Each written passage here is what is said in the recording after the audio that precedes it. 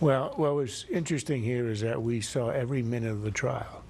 There was nothing secret, there was nothing hidden.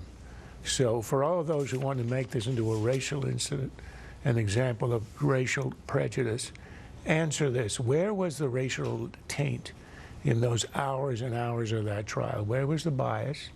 And what parts of the trial were not fair because the victim was African American? The way that these demagogues are comparing this incident to Emmett Till, who was lynched in the South half a century ago, I think is a travesty.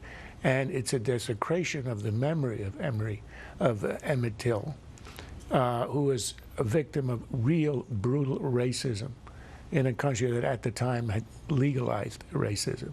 Here was a trial that everybody watched, and that was, without any doubt, a fair trial. I think the media's attempt to turn this into a racial incident is disgraceful because the paradigm is white on black, except that Zimmerman is Hispanic, so CNN and others had to invent a new category, the white Hispanic. Up until now, we had never heard of that. Why? Presumably because one of Zimmerman's parents is white.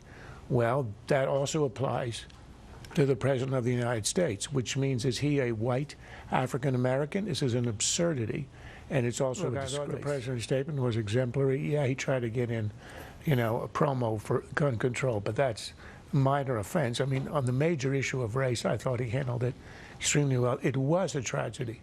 That should never have happened, but it was not, at least as the jury has said, it was not a criminal act. And I thought that the President, in saying a jury has spoken, said a lot, and it helped to calm the waters.